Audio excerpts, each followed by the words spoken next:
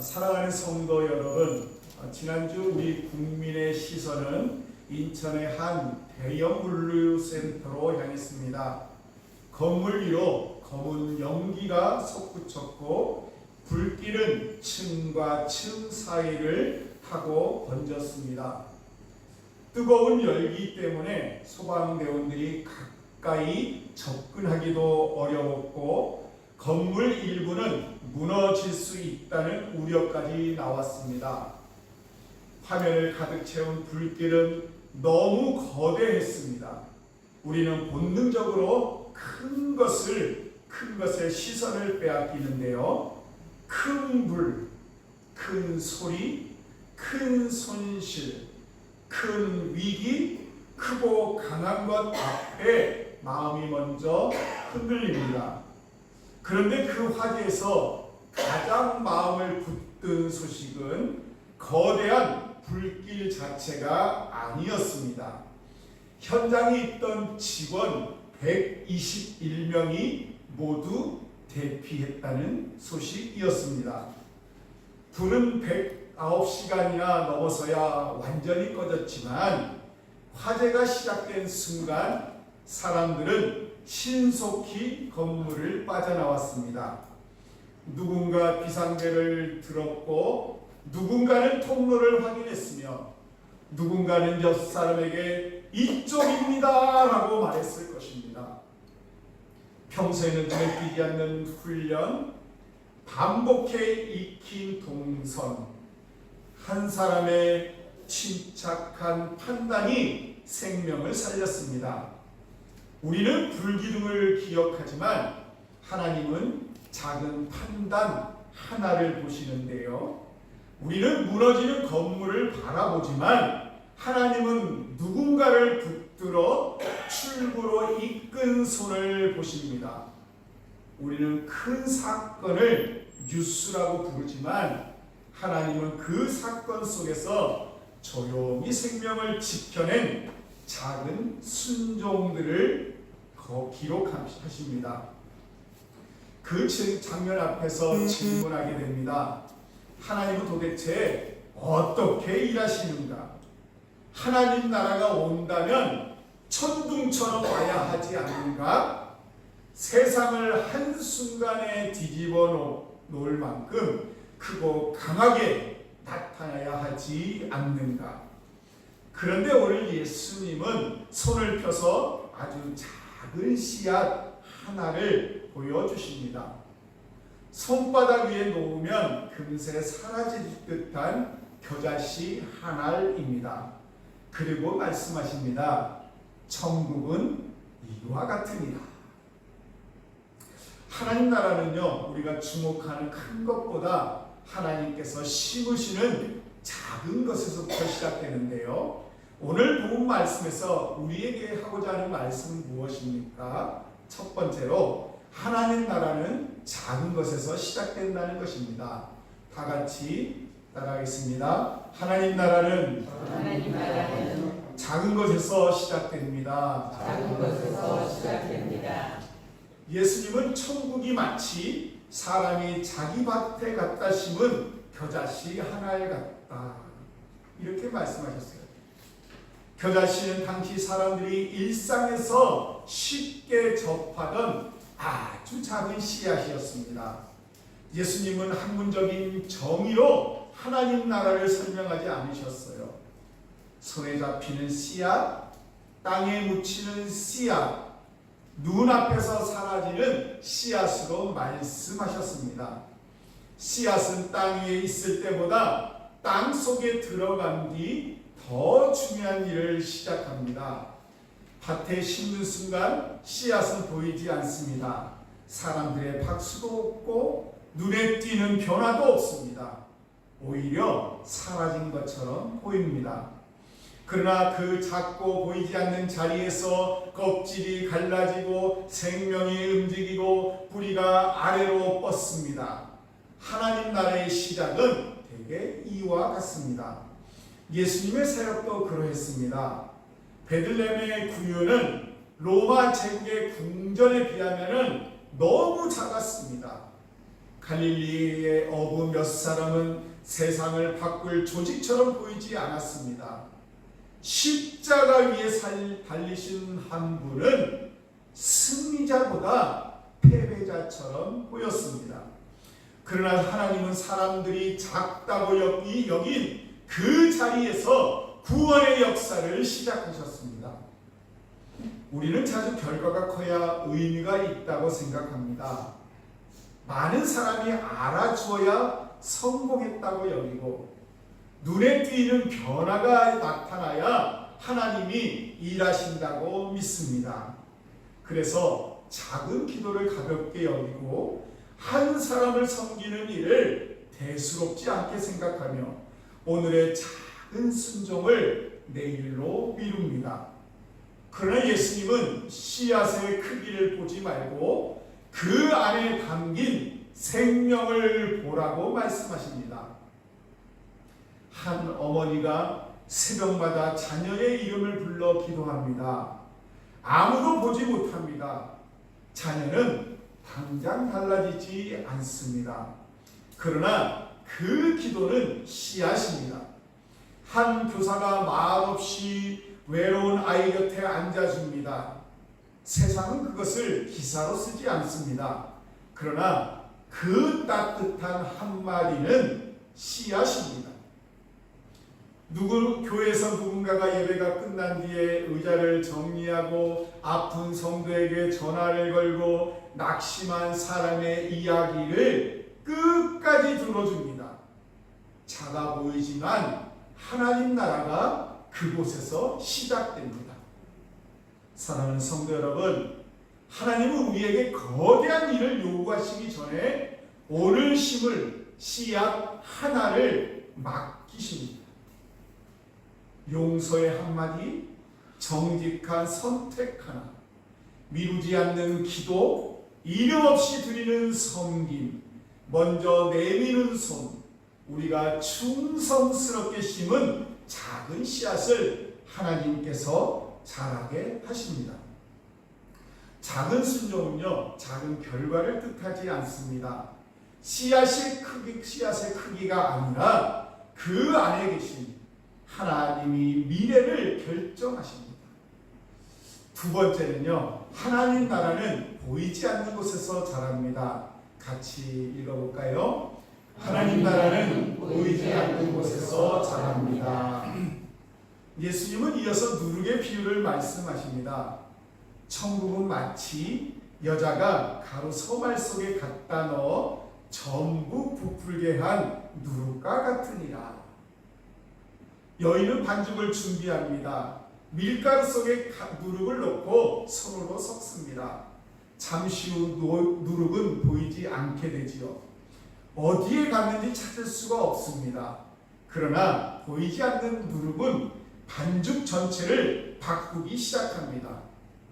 겨자씨가 작은 시작을 보여준다면 누룩은 숨은 변화를 보여줍니다.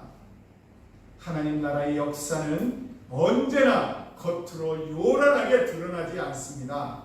사람의 내면 깊은 곳에서 생각이 달라지고 욕망의 방향이 바뀌며 미움이 용서로 변하고 절망 속에 소망이 스며듭니다. 처음에는 아무것도 알아보지 못하지만 시간이 지나면 삶 전체가 달라집니다. 우리는 빨리 변하고 싶어 합니다. 한 번 기도했는데 문제가 해결되기를 바라고, 한 번 말씀을 들었는데 성품이 완전히 새로워지기를 기대합니다. 그러나 하나님은 종종 누룩처럼 일하십니다. 말씀 한 구절이 마음에 들어와 오래 머뭅니다. 예배 중 들은 한 문장이 며칠 뒤 갈등의 순간에 떠오릅니다. 성령께서 우리 안에 조용히 말씀하십니다. 이번에는 네가 먼저 사과하라. 이번에는 진실을 말하라. 이번에는 도망치지 말고 사랑하라. 그렇게 작은 변화가 삶 전체로 번져갑니다. 복음은 장식품이 아닙니다. 밀가루 위에 누룩을 올려놓기만 해서는 반죽이 부풀지 않습니다. 누룩은요, 반죽 안으로 들어가야 합니다. 마찬가지로 말씀은 성경책 안에만 머물러서는 안 됩니다. 우리의 언어 속에 들어와야 하고요. 소비 습관과 시간 사용과 인간관계 속에 들어와야 합니다. 주일의 신앙이 월요일의 결정 속으로 스며들어야 합니다. 가정에도 누룩이 필요합니다. 가정 모두를 한꺼번에 바꾸려 하지 마십시오. 먼저 한 사람이 부드러운 말투를 선택하십시오.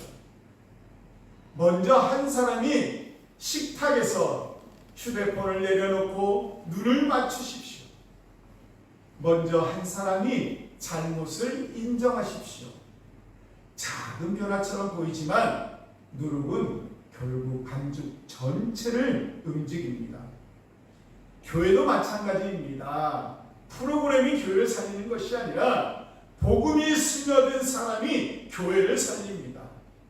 한 사람이 진실하게 회개하고 한 사람이 이름 없이 섬기며 한 사람이 상처받은 이를 품을 때 공동체의 공기가 달라집니다. 하나님 나라는 보이지 않는 곳에서 시작하지만 결코 거기 멈추지 않습니다. 마침내는요, 전부를 부풀게 합니다. 하나님이 침묵하신 것처럼 보일 때에도 성령님께서는 우리 안에서 반죽을 부풀게 하고 계시는데요. 세 번째는요, 하나님 나라는 모든 것을 걸어도 아깝지 않은 보화입니다. 다 같이 읽겠습니다. 하나님 나라는 모든 것을 걸어도 아깝지 않은 보화입니다. 예수님은 이제 밭의 보화와 값진 진주 이야기를 들려주십니다. 한 사람이 밭에서 일하다가 보화를 발견합니다. 그는 다시 감추고 기뻐하며 돌아가 자기 소유를 다 팔아 그 밭을 삽니다. 또 한 상인은 좋은 진주를 찾아다니다가 지극히 값진 진주 하나를 발견합니다. 그 역시 자기 소유를 다 팔아 그것을 삽니다. 두 사람의 출발점은 다릅니다. 한 사람은 뜻밖의 발견했고 다른 한 사람은 오래 찾았습니다. 어떤 이는 삶의 한복판에서 갑자기 복음을 만납니다. 어떤 이는 오랜 질문과 방황 끝에 그리스도를 발견합니다. 그러나 둘의 결론은 같습니다. 이것이라면 전부를 걸어도 아깝지 않다. 중요한 것은 그들이 억지로 재산을 빼앗은 것이 아니라는 사실입니다. 밭을 발견한 사람은 기뻐하며 돌아갔습니다.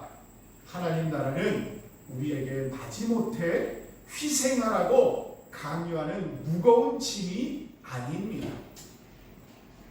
더 큰 기쁨을 발견했기 때문에 작은 것을 놓는 것입니다. 아이가 손에 쥔 돌멩이를 내려놓는 것은 더 좋은 것을 받기 위해서입니다. 그리스도를 참으로 만난 사람은 포기만 말하지 않습니다. 발견의 기쁨을 말합니다. 우리는 신앙생활을 하면서 자주 계산합니다. 이만큼 믿으면 무엇을 얻을 수 있는지, 이 정도 순종하면 얼마나 손해를 보지 않는지 따집니다. 그러나 보화를 발견한 사람에게 계산은 이미 끝났습니다. 하나님 나라의 가치를 알았기 때문이지요. 예수 그리스도를 얻는 것은 세상의 어떤 성공보다 귀하고 하나님과 화목하는 것은 어떤 소유보다 값지며 영원한 생명을 얻는 것은 무엇과도 바꿀 수 없습니다. 그렇다고 모든 사람이 직업과 재산을 문자 그대로 버려야 한다는 뜻은 아닙니다. 이 비유는 우선순위를 묻습니다. 내 삶의 중심이 무엇인지, 무엇을 위해 시간과 재능과 물질을 사용하는 것인지, 어떤 것을 잃을까 두려워 하나님께 순종하지 못하는지 묻습니다.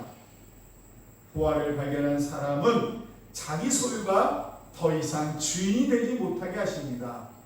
그리스도가 주인이 되십니다. 사랑하는 성도 여러분, 우리는 무엇 때문에 기뻐합니까?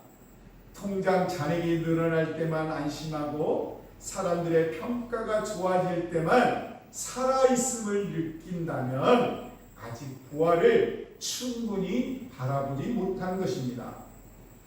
복음의 기쁨은 형편이 달라져도 흔들려도 사라지지 않습니다.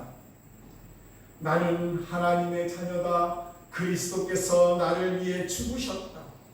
어떤 것도 나를 하나님의 사랑 안에서 끊을 수 없다. 이 확신이 우리 안에 있을 때 우리는 세상이 줄 수 없는 자유를 누립니다.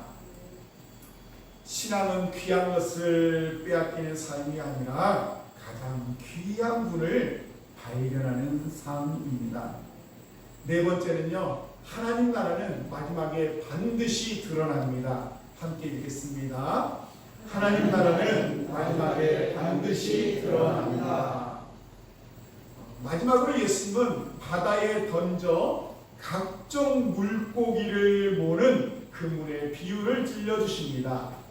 그물이 가득 차면 어부들은 물가로 끌어내고 앉아서 좋은 것은 그릇에 담고 못된 것은 내버립니다. 예수님은 세상 끝에도 이와 같다고 말씀하십니다. 겨자씨와 누룩의 비유가 하나님 나라의 시작과 성장을 보여준다면 그물의 비유는 완성을 보여줍니다. 지금 세상에서는 선과 악이 뒤섞여 있습니다. 정의롭게 산 사람이 손해를 보고 거짓된 사람이 앞서는 것처럼 보일 때도 있습니다. 믿음으로 기도해도 응답이 더딜 수 있고 하나님 나라가 너무 느리게 오는 것처럼 느껴질 수 있습니다. 그러나 예수님은 마지막이 있다고 말씀하십니다. 마지막이 있다는 사실은 두려움이면서 동시에 위로입니다. 우리의 선택이 결코 가볍지 않다는 경고이지만 악과 눈물이 영원하지 않다는 약속이기도 합니다. 하나님께서는 모든 것을 바로잡을 것입니다. 감추어진 선행도 드러내시고 억울한 눈물도 닦아주시며 이름 없이 지킨 믿음도 기억하십니다. 그러므로 성도는 당장의 결과만 보고 흔들리지 않습니다. 오늘 정직하게 살았는데 손해를 보았다고 해서 실패한 것이 아닙니다. 사랑했는데 거절당했다고 해서 사랑이 헛된 것이 아닙니다. 기도했다고 즉시 변하지 않았다고 해서 기도가 사라진 것이 아닙니다. 하나님 나라에는 추수의 날이 있고 그물을 끌어올리는 날이 있으며 하나님께서 모든 것을 판단하시는 시간이 있습니다. 아멘. 예수님은 제자들에게 이 모든 것을 깨달았냐라고 물으십니다. 제자들이 그러하오이다 라고 대답하자 예수님은 천국의 제자된 서기관은 새 것과 옛 것을 곳간에서 내오는 집주인과 같다라고 하셨습니다.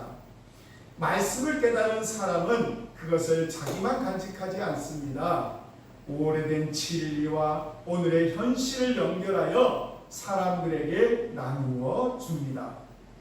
우리가 받은 복음은 곳간에 쌓아두는 재산이 아니라 세상에 내어놓아야 할 생명의 양식입니다. 하나님 나라는 조용히 시작하지만 흐지부지 끝나지 않습니다. 하나님께서 반드시 완성하실 줄 믿으시기를 바랍니다. 이제 마지막으로 오늘 작은 씨앗 하나를 심기를 원합니다. 한번 다 같이 읽겠습니다. 오늘 작은 씨앗 하나를 심읍시다. 사랑하는 성도 여러분, 다시 인천의 물류센터 화재 현장을 떠올려 봅니다. 화면에는 거대한 불길이 보였지만 사람을 살린 것은 평소의 작은 준비와 순간의 침착한 판단이었습니다. 세상은 큰 불을 기억하지만 생명은 작은 순종으로 지켜졌습니다. 우리의 삶도 그렇습니다. 어느 날 갑자기 믿음의 거인이 되는 사람은 없습니다. 오늘의 작은 기도가 내일의 믿음을 만들고 오늘의 작은 용서가 가정의 미래를 바꾸며 오늘의 작은 정직이 자녀에게 남겨줄 신앙의 유산이 됩니다. 하나님은요, 우리의 손에 거대한 나무를 요구하지 않습니다. 겨자씨 한 알을 맡기십니다. 혹시 요즘 아무것도 변하지 않는 것처럼 느껴지십니까?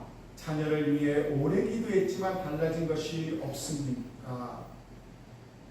가정을 지키려 애썼지만 관계가 여전히 어렵습니까?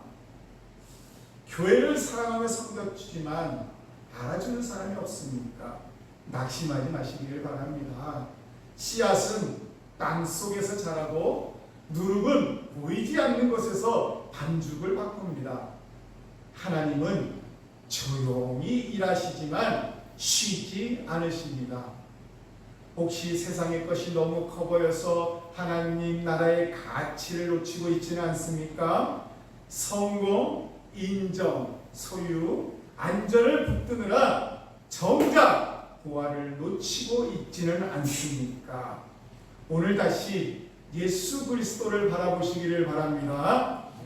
그분은 우리가 가진 모든 것보다 귀하십니다. 그분 안에서 죄사함을 얻고 하나님의 자녀가 되며 죽음도 빼앗을 수 없는 생명을 얻습니다. 그리고 기억하십시오. 마지막이 있습니다. 눈물과 수고가 무의미하게 흩어지지 않습니다. 하나님께서 그물을 끌어올리시고 모든 것을 밝히 드러내시며 믿음으로 산 자들을 품어주실 것입니다. 그러므로 우리는 오늘도 선을 포기하지 않습니다. 사랑하기를 멈추지 않고 진실하기를 포기하지 않으며 기도하기를 그치지 않습니다. 이번 한 주 각자 마음에 씨앗 하나를 정해보시기 바랍니다.